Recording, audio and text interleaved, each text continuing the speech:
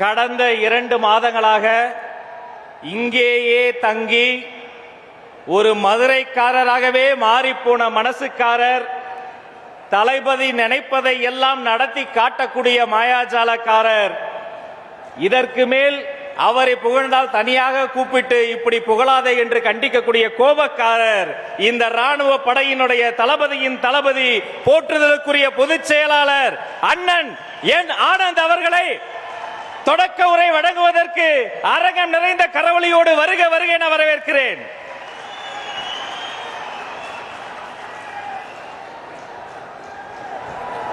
மதிப்புக்கும் மரியாதைக்குரிய பெரியோர்களே, தாய்மார்களே,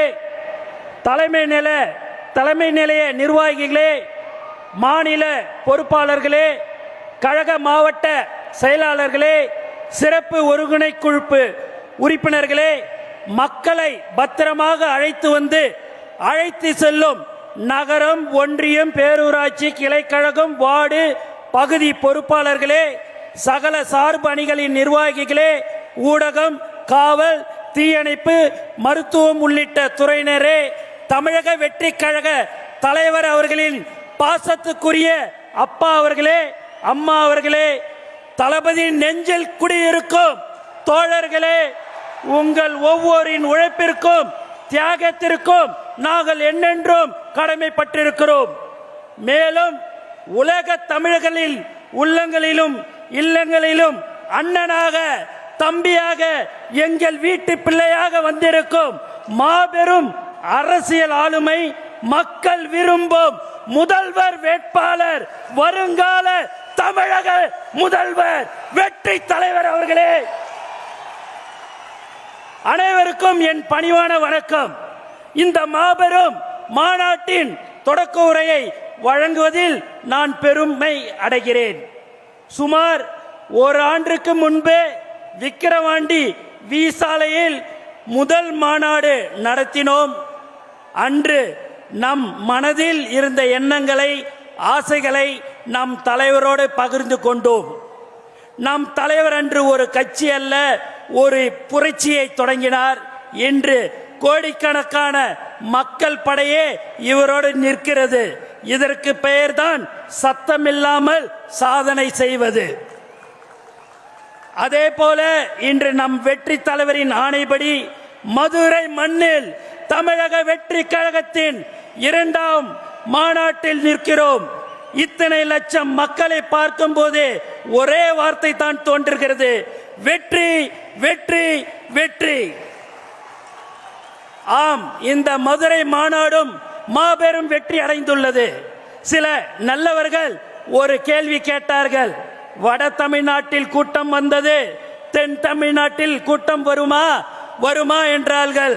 நான் திருப்பி கேட்டேன், தம்பிகளா, வருவது யாரு தெரியுமா? தாய்மார்களின் செல்ல பிள்ளை தெரியுமா? தமிழ்நாடு அதிரும் தெரியுமா? ஊருக்கு ஊரு, வீதிக்கு வீதி, வீட்டுக்கு வீடு வெற்றி தலைவரின் கொள்கை கூட்டம் தான். வேறு எந்த தலைவருக்கும் 3 நாட்கள் முன்பே குடும்பமாய் கூட்டம் வராது.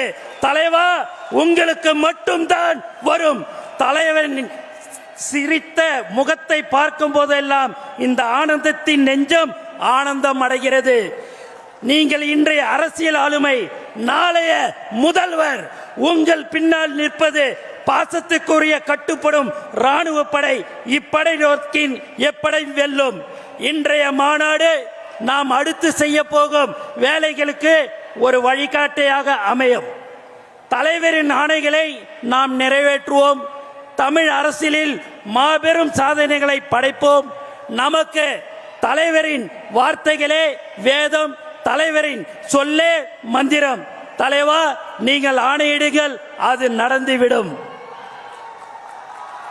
கழகத்தின் கண்மணிகளே, நாம் இன்னும் வேகமாக வேலை பார்க்க வேண்டும்.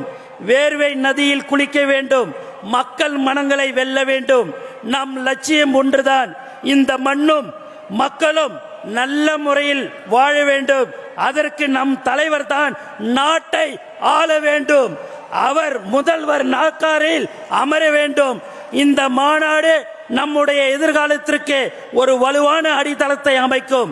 இந்த மாநாட்டிற்காக 2 மாதங்களாக அயராது உழைத்த கழக மாவட்ட செயலாளர்களே, சிறப்பு ஒருங்கிணைப்பு குழு உறுப்பினர்களே, நகரம், ஒன்றிய, பேரூராட்சி கிளை கழகம், வார்டு, பகுதி கள சகல சார்பணிகளின் நிர்வாகிகளே, உங்கள் அனைவருக்கும் நெஞ்சார்ந்த நன்றியை தெரிவித்துக் கொண்டு எனக்கு வாய்ப்பு கொடுத்த தலைவர்களுக்கு நன்றி கூறி விடைபெறுகிறேன். நன்றி, வணக்கம்.